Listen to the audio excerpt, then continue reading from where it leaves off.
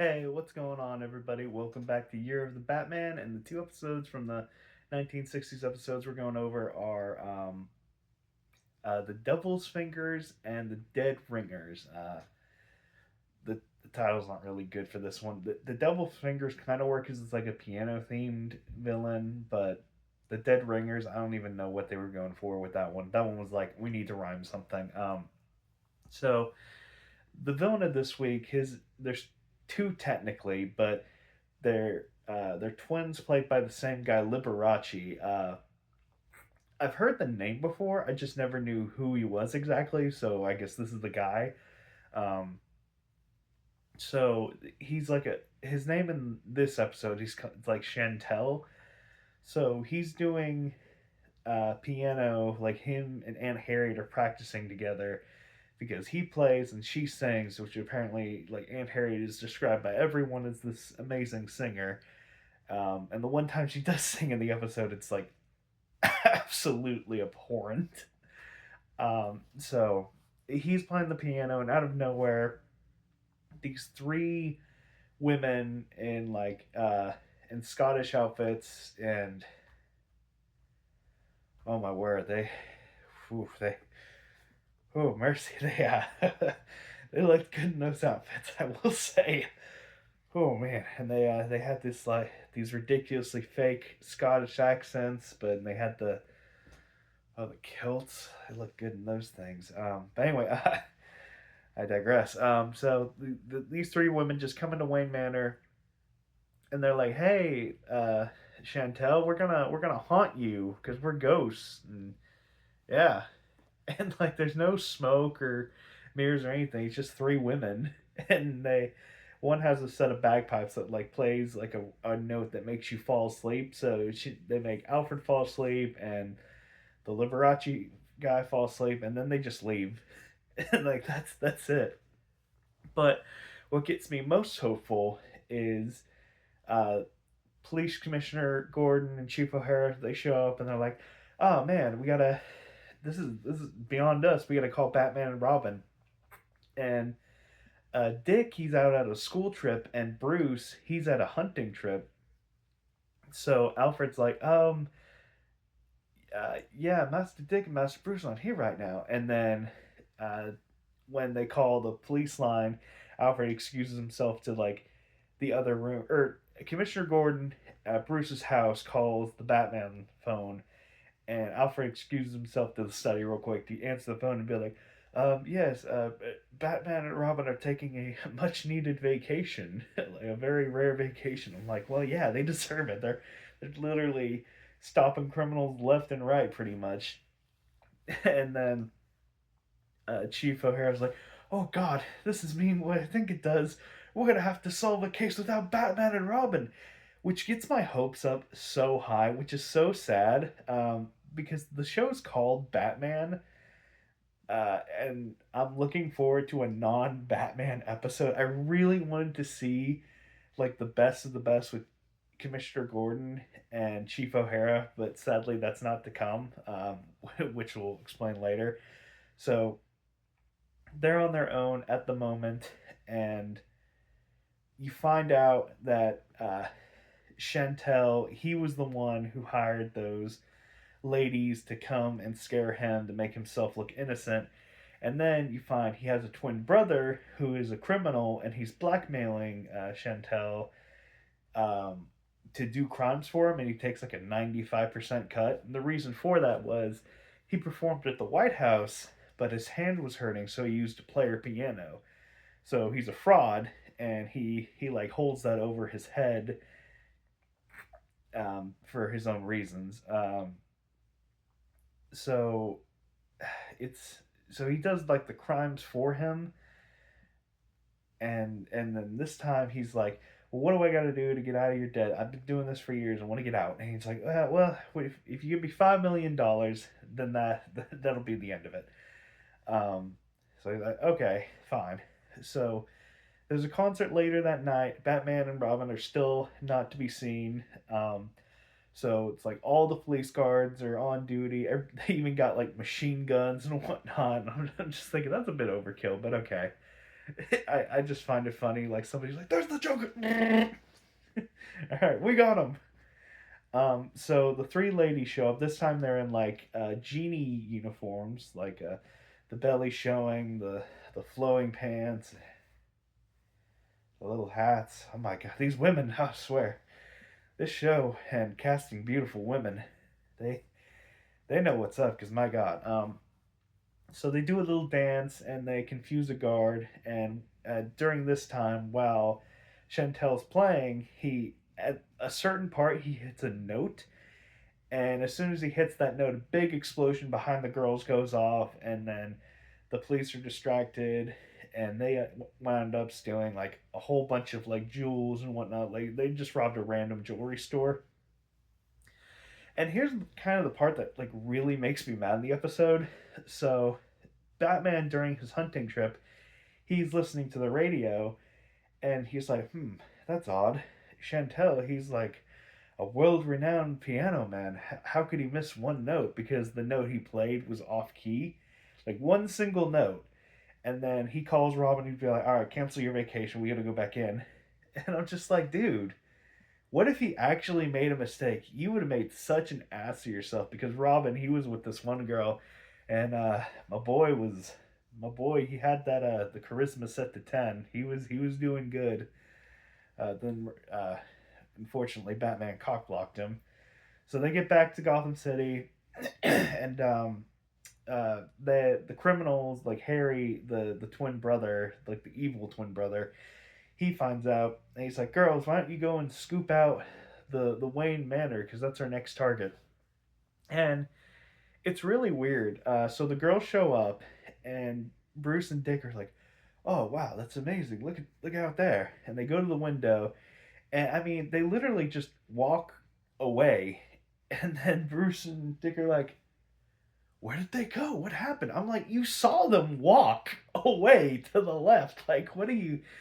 It was really weird. They kept acting like they were ghosts, but it's just like no effects were put in, no makeup was put in. It was just three women. So I mean, it was the same shtick at the Wayne Manor the first time, and then the jewelry robbery because they acted like spirit. It's just like no effort was put into it to make it seem like they were even apparitions. I don't know. So Batman and Robin they go to talk to Chantel because they suspect like he's behind everything just because of one missed note. One missed note is like the whole reason for all this, and they also want to check out on Aunt Harriet because she's growing sweet on the guy. So those two they're having a good time, but he like dismisses her for the evening to get some sleep, and then he takes like a glass bottle and knocks himself on the head with it, and literally like seconds later, Batman and Robin enter, and I'm like, dude, there's no fucking shot you knew they were about to come in, like no shot whatsoever, and like how did he even know that they were going to talk to him that night or immediately? I'm like, for all he knows, he could have like knocked his head out and then laid on the couch for like 5 6 hours. I don't know. So they're like, "Hey, what happened?" And he's like, "Oh, my evil twin Harry criminal. He assaulted me. Here's his address." And it's like, he did that because like this is his plan to, I guess, take out Batman and Robin so he can get in with the Waynes. Like the plan's just kind of silly. So Batman and Robin they get to the place, and I do like the fight because like the women, they during like when he's fighting all the henchmen, they become distractions to Batman and Robin here and there, and like the lady will like blow or wink at somebody, and they'll get distracted and then get socked in the face. So that's a fun thing. And then during the chaos, he like pulls a rope, and this like giant like paper thing falls on the both of them. Obviously, we know, like from the prop department, it's like some big hollow styrofoam thing, but like in real life, Batman and Robin are dead. They are 100% dead. The amount of like gigantic things that have been dropped on them is insane. Like they must have vibranium bones or something because these guys have been killed like 4 times already because heavy stuff has been dropped on them. So they're getting hooked up to like this musical printing press thing, and that's the end of the episode. Um, and then the next episode, they get out of it by singing off key because the device is hooked up to a player piano, and Batman says, "Robin, I need you to sing exactly how I'm singing." And they do that. I mean, not like those two don't uh, like the actors completely different what they're both saying, but they just say they do. So they get out of the paper thing scot free, and Robin's like, "Bruce, how the heck did you figure out how to get out of that machine?" He's like, "Well, it was playing like this song, but I thought if we sing loud enough, we'll override that, and I just picked notes that would cut our ropes and not ourselves." And Robin's like, "Well, huh, that worked out well then." So they go after the crook. Another fight ensues. Or no. This time there was no henchman either. It was just like the girls are scared off, and they get Harry.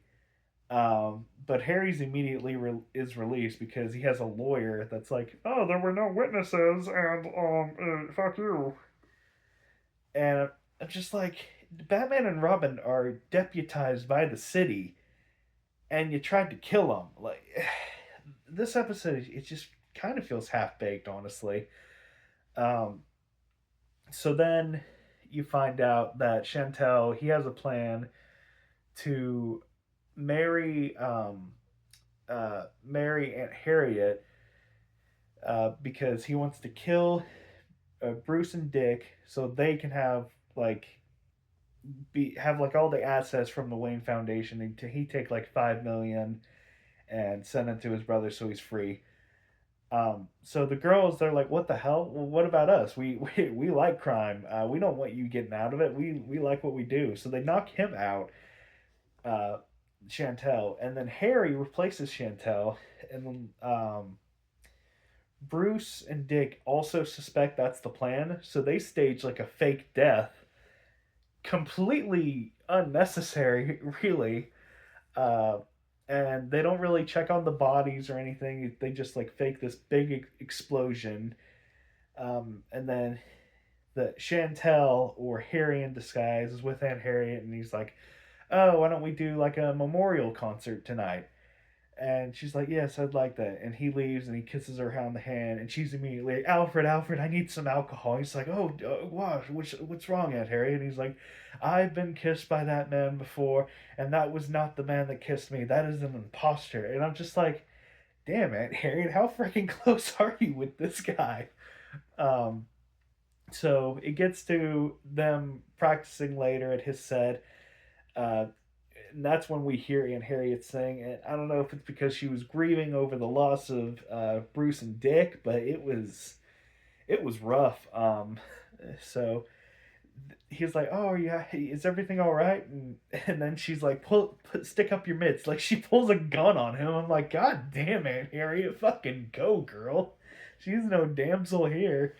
Um, but she's knocked out by like one of the girls with their like crazy little noise bagpipe thing. So he kidnaps her because he wants to ransom her off to like the Wayne Foundation because he's like, "Okay, well, marrying you that would take some time. I don't have time for that, so I'm just gonna ransom you to get the 5 million." Which I'm like, that's fair because Chantel's plan was too needlessly complicated. A hostage thing, yeah, that's a pretty cut and dry thing.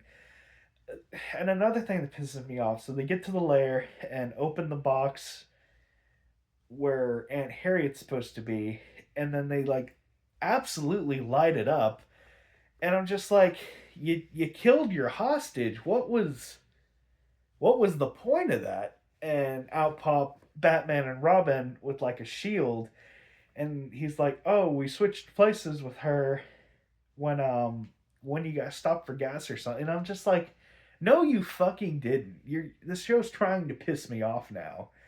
So another fight ensues. Um, the lawyer and Chantel, they're also caught because like the lawyer wanted more money from Harry's, like from getting him out of jail, and Harry's like, "Fuck you, I'm not gonna pay you." And so he tries to kill him and his brother, and they catch like the female henchman, the other henchman, and Harry himself. So everybody's caught. The day is saved and whatnot.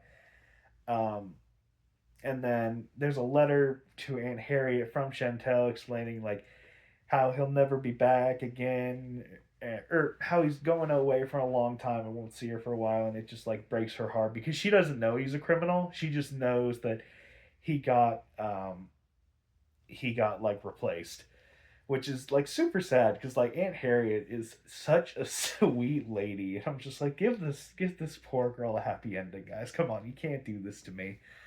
Because the actress, she's like so heartbroken when she finds out he's leaving. Um, but that's pretty much the episodes overall.